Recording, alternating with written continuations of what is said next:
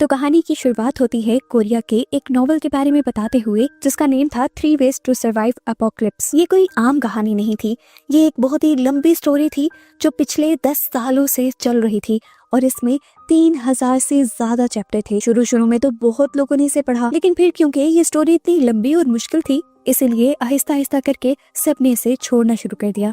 आखिर सिर्फ एक ही रीडर बचा था जो इसके आखिरी चैप्टर को भी पढ़ रहा था, जिसका नाम था किम डोकजा। डोकजा एक सिंपल सा लड़का था, अकेले लाइफ गुजारता था। मिडिल स्कूल से अब तक जब भी उसकी लाइफ में प्रॉब्लम्स आई थी, चाहे वो स्कूल की बुलिंग थी या कॉलेज की कोई प्रॉब्लम या फिर जॉब का स्ट्रेस, इस नॉवल ने उसका हौसला बढ़ाया था। इस नॉवल की कहानी एक हीरो के बारे में थी जिसका नाम था यो जॉन ह्योक। जॉन ह्योक के पास एक पावर थी रिग्रेशन की, मतलब वो मरने के बाद वापस टाइम में पीछे जा सकता था ताकि वो दुनिया को तबाही से बचा सके। डोकजा को ये स्टोरी इसलिए पसंद थी क्योंकि जॉन ह्योक का स्ट्रगल उसे हिम्मत देता था अपनी बोरिंग लाइफ में सरवाइव करने की। जिस दिन ये नॉवल खत्म होने वाला था, डोकजा सबवे में था, अपने ऑफिस से घर जा रहा था। उसने जब ये आखिरी चैप्टर पढ़ा तो उसे थोड़ा दुख हुआ क्योंकि इसकी एंडिंग बहुत ही हार्श थी। सिर्फ हीरो ही जिंदा बचा था, बाकी सब मर गए थे। डोकजा को इसकी एंडिंग पर इतना ज्यादा गुस्सा था कि उसने ऑथर को कमेंट ही लिख डाला कि ये इंतहा की बकवास एंडिंग थी। हैरानी की बात ये कि ऑथर ने रिप्लाई भी किया और उसे थैंक यू बोला। साथ में उसे ये भी कहा कि तुम ही एक वजह थे जिसकी वजह से मैं ये नॉवल कंप्लीट कर पाया। तुम्हारा इस नॉवल को पढ़ने का शुक्रिया, और अगर तुम्हें इस नॉवल की एंडिंग पसंद नहीं आई तो तुम इस नॉवल की एंडिंग खुद लिख सकते हो। डोकजा को तो उसकी बातें बिल्कुल नहीं समझ आई, लेकिन फिर जैसे ही इस ट्रेन में 7 बजे ट्रेन को एक झटका लगा और अचानक ही यहाँ की दुनिया बदल गई। यहाँ की लाइट्स फ्लिकर हुई और स्मार्टफोन्स के सिग्नल्स चले गए। ट्रेन में एक मैसेज गूंजने लगा कि प्लैनेटरी सिस्टम की फ्री सर्विस खत्म हो चुकी है और अब पेड सर्विस शुरू हो चुकी है। सभी कंफ्यूज थे, किसी को भी कुछ भी समझ नहीं आ रहा था।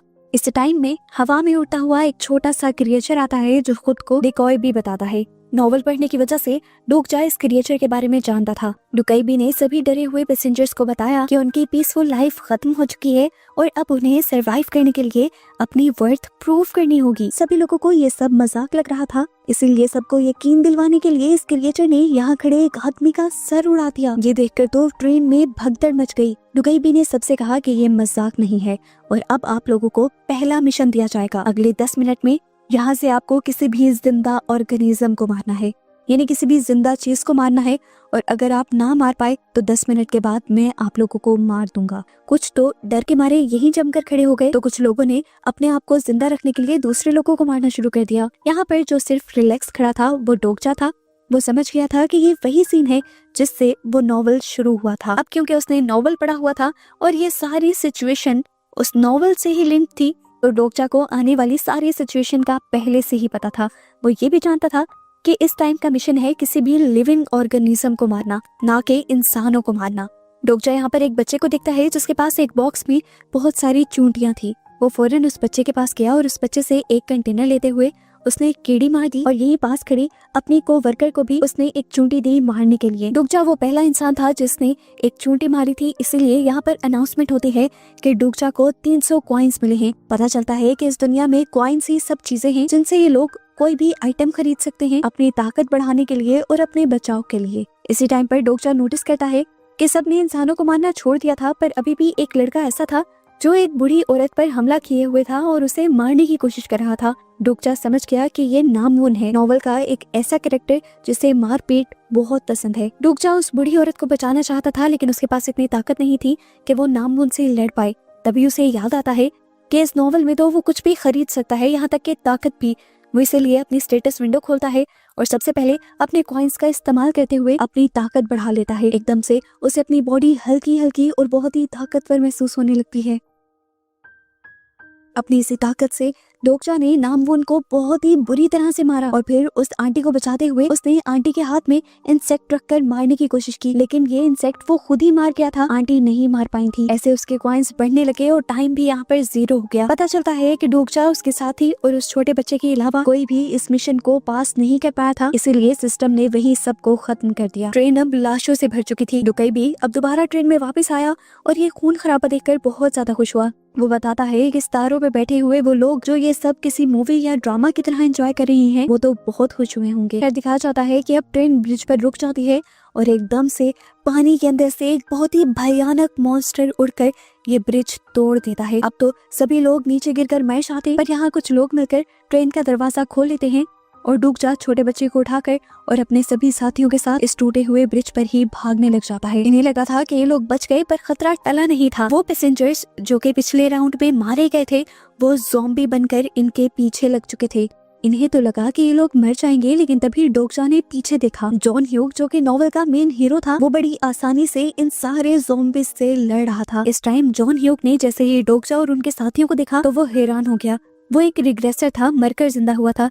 यहाँ होने वाली सारी बातें उसे याद थी और आज से पहले उसने कभी ये नहीं देखा था कि उस ट्रेन से कोई जिंदा भी बचकर निकला है। इसीलिए उसने डोकचा को पकड़ा और ब्रिज से नीचे लटका दिया। नीचे वो मॉन्स्टर बड़ा सा मुंह खोले डोकचा के आने का इंतजार कर रहा था। जॉन ह्यूग ने उससे पूछा, कौन हो तुम और तुम जिंदा कैसे बचे? डोकचा सच तो नहीं बता सकता था कि वो बाहर की दुनिया से नॉवल में आया है, इसीलिए वो झूठ बोल देता है कि उसके पास प्रोफेसी यानी फ्यूचर देखने की ताकत है और उसी का इस्तेमाल करते हुए वो बच निकला है। डोकचा कहता है, अच्छा अगर ऐसे ही बात है तो अपनी पावर्स के जरिए जरा इस मॉन्स्टर से तो बचकर दिखाओ।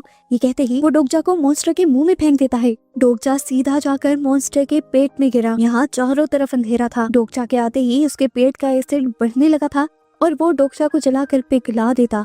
डोकचा घबराया नहीं क्योंकि वो जानता था कि यहाँ पर भी डोकाबाई का एक हिडन सिस्टम है। उसने उससे कांटेक्ट किया और कहा कि मैं जानता हूँ तुम्हारा एक साथी स्ट्रीमर है और वो कंटेंट ढूंढ रहा है। मैं इस सेगमेंट को ऐसा इंटरटेनिंग बना दूंगा कि लोग बार बार इसे देखेंगे और तुम्हारे साथी के चैनल पर कॉइन्स की बारिश हो जाएगी। लेकिन वो कहता है कि इसके बदले उसे प्रॉफिट में हिस्सा भी चाहिए। थोड़ी बहस के बाद डोकाबाई भी मान गया। इस तरह डोकचा को कुछ कॉइन्स मिल गए, जिसके जरिए उसने कांटों वाला एक वेपन खरीदा और इस वेपन से उसने मॉन्स्टर को मार दिया। जिसके बाद वो मॉन्स्टर का पेट काटते हुए बाहर भी निकल आया।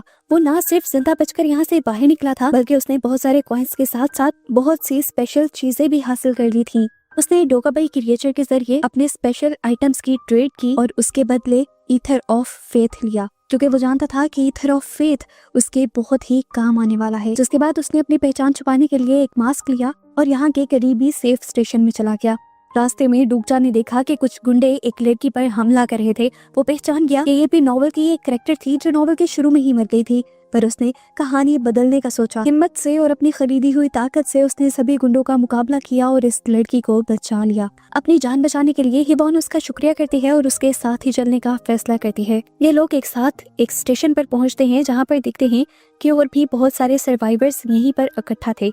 लेकिन इस स्टेशन को एक करप्ट आदमी चला रहा था। बज़ाहिर तो वो सबको यही दिखाता था कि वो सबकी मदद कर रहा है, लेकिन असल में वो लोगों का फायदा उठा रहा था। वो कमजोर लोगों को मॉन्स्टर्स के शिकार के तौर पर बेच देता था और यहाँ पर सरवाइव करने के लिए कॉइन्स कमा लेता था। डोकचा पहले ही समझ गया कि ये आदमी धोखेबाज है जब इन्होंने डोकचा से दोस्ती करने की कोशिश की और कहा कि वो अपने कॉइन इस ग्रुप के साथ शेयर करे। डोकचा ने जब साफ इनकार किया तो यहाँ के लोगों को लगा कि डोकचा सेल्फिश है। डोकचा किसी की भी बातों की परवाह नहीं करता, क्योंकि वो जानता है कि सबको बचाने के लिए इस सिस्टम को तोड़ना जरूरी है। इस टाइम अगर डोकचा सभी लोगों को अपने कॉइन्स दे देता तो इनमें से किसी को भी अगले राउंड में खेलना ना पड़ता। पर डोकचा इन सबसे कहता है कि मैं आप लोग को कॉइन्स तो नहीं दूंगा, लेकिन आप लोगों के बदले उस टनल को क्लियर कर दूंगा जिससे आप अगले लेवल्स पर जा सकते हो। डोकचा ने इस काम के लिए यहाँ पर एक छोटी सी टीम बनाई। इस टीम में उसके साथ ही बनी एक सोल्जर, वो लड़की अभी अभी जिसकी उसने जान बचाई थी, उसकी कोवर्कर और साथ ही साथ वो छोटा बच्चा जिसके पास पहले इंसेक्ट्स थे। इस बच्चे के पास इंसेक्ट्स से बात करने की पावर थी, इसीलिए डोकचा जानता था कि ये बच्चा बहुत ही इनके काम आने वाला है। ये लोग अंधेरी टनल में उतर जाते हैं जहाँ इनका सामना होता है ग्राउंड रैट नाम के एक मॉन्स्टर से, जो कि असल में है एक डीमन। ये लड़ाई बहुत ही ज्यादा खतरनाक थी। मॉन्स्टर ने इनके ऊपर एक ऐसे पॉइजन से हमला किया जिससे ये लोग हेलुसिनेशंस में चले गए और अपनी उन बुरी यादों में कैद हो गए, जो यादें जो जिंदगी के लम्हे उन्हें हमेशा से तंग किया करते थे। सोल्जर को वो वियन आया जब वो आर्मी में अपने साथियों को मुश्किल में नहीं बचा पाया था। इवॉन ने उन गुंडों को देखा जिन्होंने उसके ऊपर हमला किया था। इस तरह जिसकी जो बुरी याद थी सब उसी को देखकर डर कर जम गए थे। लेकिन डोकचा के पास एक स्किल थी जिसका नाम था फोर्थ वॉल। ये स्किल उसके दिमाग को इमोशंस से बचा कर रखती थी। इस तरह उसने अपने आप को भी हेलुसिनेशंस और इन्वियंस से बचा लिया, जिसके बाद उसने चिल्ला कर सभी लोगों के भी इल्यूजन्स तोड़ दिए। होश में आते ही टीम ने वापस हमला किया। डोकचा ने शॉप से वाइट स्टार प्योर एनर्जी खरीदी, जिससे उसका वेपन चमकने लगा। फिर उसने और रूहीबॉर्न ने मिलकर उस मॉन्स्टर के ऊपर इसी वेपन से हमला किया और उसे खत्म कर दिया। इस मॉन्स्टर को खत्म करते ही इन्हें यहाँ पर ट्रेजर चेस्ट मिला, जिनमें इनके लिए बहुत सारे नए वेपन्स थे। सभी ने अपने अपने वेपन्स बांट लिए और डोकचा को यहाँ पर मिली थी एक टूटी हुई तलवार। सबको लगा कि उसका कोई मायने नहीं है, लेकिन डोकचा जानता था कि यही सबसे अच्छी चीज है। उसने पहले जो ईथर ऑफ फेथ खरीदा था वो इसी के लिए तो था। वो जैसे ही ईथर ऑफ फेथ को इस तलवार के ऊपर लगाता है तो ये तलवार रोशनी में बदल जाती है और ब्लेड ऑफ लाइट बन जाती है। एक ऐसा वेपन, एक ऐसी तलवार बन जाती है जो ना टूट सकती थी और ना इससे उसका कोई दुश्मन बच सकता था। अपना ये मिशन खत्म करने के बाद ये लोग वापस स्टेशन के अंदर आते हैं और आते ही सभी सर्वाइवर्स को उस करप्ट लीडर की सच्चाई बताते हैं। इवॉन, जिसके साथ उस करप्ट ग्रुप ने ज्यादती की थी, वो गुस्से और इंसाफ की आग में जल रही थी, इसलिए उसने करप्ट लीडर को मार दिया और सभी सर्वाइवर्स को आजाद करवा लिया। लेकिन रुकने का वक्त नहीं था, उन्हें अगले स्टेशन चुंगमोरो जाना था ताकि वो मेन सिनेरियो के साथ चल सकें। जब वो चुंगमोरो पहुंचे तो वहाँ की हालत बहुत ही ज्यादा खराब थी। यहाँ का सिनेरियो ग्रीन जोन का था। रात को यहाँ पर जिंदा रहने के लिए आपको जमीन पर बनी ग्रीन कलर के स्क्वायर के अंदर ही रहना था, लेकिन लोग यहाँ पर बहुत ज्यादा थे और ग्रीन जोन बहुत ही कम। यहाँ पर भी एक अजीब आदमी था, लैंडलॉर्ड की तरह उसने काफी सारे ग्रीन जोन्स के ऊपर कब्जा किया हुआ था और कॉइन्स के बदले वो सबको ये ग्रीन जोन्स दे रहा था। अब जो पे नहीं कर सकता था वो रात को मॉन्स्टर का शिकार बन जाता। यहीं पर डोकचा को एक हाई स्कूल गर्ल मिलती है जो उसे बताती है कि मैं हीरो की स्टूडेंट हूँ, यानी जोंग ह्योक की। वो उसे ये भी बताती है कि जोंग ह्योक पहले ही यहाँ से निकल चुका है मॉन्स्टर्स को मारने के लिए। इस टाइम पर डोकचा के पास एक प्लान था। वो यहाँ इस आदमी से लड़ना नहीं चाहता था जो लैंडलॉर्ड बना हुआ था, बल्कि वो उसे इस्तेमाल करने का सोचता है। इसलिए उसने इस आदमी को बहुत सारे कॉइन्स ऑफर किए और इसे अपने साथ मिला लिया। डोकचा की चालाकियों को देखते हुए डोका भाई ने गेम और ज्यादा मुश्किल कर दी। वो एलियंस जो ये सब कुछ ऊपर से दिख रहे थे, उन्हें और भी ज्यादा ड्रामा चाहिए था, इसलिए डोका भाई ने यहाँ पर ग्रीन जोन्स कम कर दिए। ये एक चाल थी ताकि लोग एक दूसरे को मारें। इस टाइम पर लोग इसलिए भी ज्यादा घबरा गए क्योंकि जिस टाइम पर ग्रीन जोन बदला था, ठीक उसी टाइम पर मॉन्स्टर्स ने हमला कर दिया था। सीधी सीधी चीटिंग थी ये। डोकचा को यहाँ पर समझ आया कि सरवाइव करने का रास्ता ग्रीन जोन के लिए लड़ना नहीं, बल्कि उस ग्रीन जोन को डिस्ट्रॉय करना है। अगर जोन नहीं रहेगा तो गेम के रूल्स टूट जाएंगे और गेम रुक जाएगी। लेकिन ये काम था बहुत रिस्की। ये आइडिया उसे इतना खास नहीं लगता और अब वो मॉन्स्टर की तरफ देखता है। वो सोचता है कि अगर वो इन मॉन्स्टर्स के बॉस को ही मार दे तो ये सिनेरियो बहुत ही ज्यादा जल्दी खत्म हो जाएगा। लेकिन यहाँ का बॉस, इन सारे मॉन्स्टर्स की क्वीन, कोई मामूली मॉन्स्टर नहीं थी, वो एक भयानक ड्रैगन थी।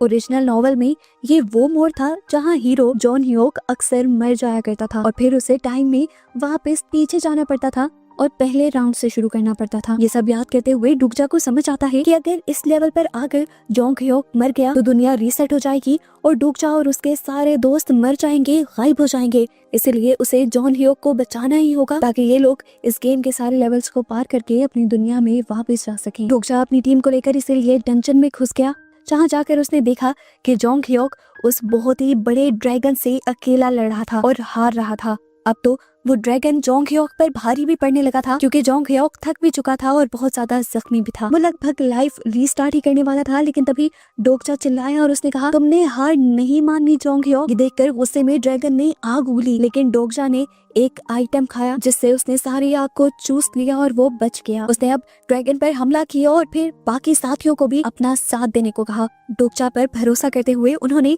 परफेक्ट टाइमिंग के साथ हमला किया। सोल्जर ने पहले अपनी शील्ड से ड्रैगन के हमले को रोका, फिर डोकचा की कोवर्कर ने अपने मैजिकल थ्रेड से ड्रैगन को अच्छी तरह जकड़ लिया।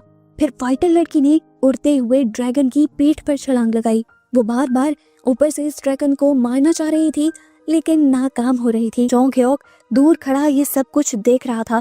उसने काफी पहले ही हिम्मत हार दी थी, पर अब ये सब देखते हुए उसके अंदर दोबारा हिम्मत आती है और वो खड़ा हो जाता है और अपनी तलवार उठाए आगे बढ़ता है। डोकचा, जिसने पहले ही नॉवल पढ़ा हुआ था, वो जानता था कि ड्रैगन की सीने के अंदर एक कोर छुपा हुआ है और ड्रैगन को मारने के लिए इन्हें उसी कोर को तोड़ना होगा। लेकिन डोकचा ये भी जानता था कि जैसे ही वो उस कोर को तोड़ेगा, यहाँ पर एक बहुत ही बुरा ब्लास्ट होगा और इस ब्लास्ट में उस इंसान की मौत पक्की होगी जिसने वो कोर तोड़ा होगा। नॉवल में हमेशा हीरो जॉन ह्योक किसी साथी की कुर्बानी देता था, लेकिन डोकचा को तो ये एंडिंग पसंद नहीं आई थी कि एक हीरो अपने आप को बचाने के लिए अपने साथियों को मरवा दे। यही एंडिंग तो उसे बदलनी थी। उसने फैसला किया कि डोकचा की जगह वो अच्छा हीरो बनेगा, अपने साथियों को बचाने के लिए वो खुद सेक्रीफाइस देगा और यही हीरो वाला एक्ट है। यही फैसला करते हुए वो फौरन ड्रैगन की तरफ भागा और उसने अपनी ब्लेड ऑफ लाइट उस ड्रैगन के सीने के अंदर घुसा दी और उसके कोर को तोड़ दिया। ड्रैगन जोर से चिल्लाया और एक तेज रोशनी के साथ धमाके ने उन सबको घेर लिया। जॉन ह्योक बहुत ही हैरानी से ये सब कुछ देखता रहा, जबकि डूकजा उस रोशनी में ही कहीं गायब हो गया। ड्रैगन यहाँ पर राख बन गया और ये सिनेरियो, ये लेवल यहीं पर कंप्लीट हो गया। ड्रैगन के मरने के बाद इन्हें तो जीत का जश्न मनाना चाहिए था, लेकिन ये सब लोग दुख में टूट गए थे क्योंकि एक पल को इनको लगा कि डूकजा मर गया है।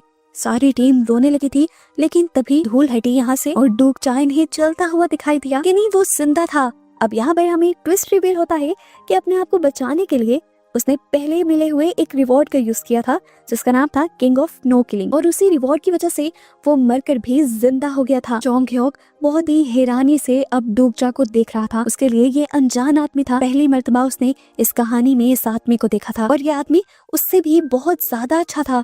ये लड़का फ्यूचर भी पहले से जानता था और इस कहानी को खत्म करने के लिए उसने अपने किसी साथी की कुर्बानी नहीं ली, उसने अपने आप को कुर्बान करने का फैसला किया। वो जानते थे कि अभी गेम खत्म नहीं हुई, आगे के कुछ लेवल और सिनेरियो शायद इससे भी ज्यादा मुश्किल हों, लेकिन ये जानते थे कि ये एक ग्रुप है और टीम वर्क करके ये लोग जीत कर ही इस नॉवेल से निकलेंगे। ऐसे ही डूकजा और उसके पूरे ग्रुप को दिखाते हुए ये मूवी यहाँ पर खत्म हो जाती है।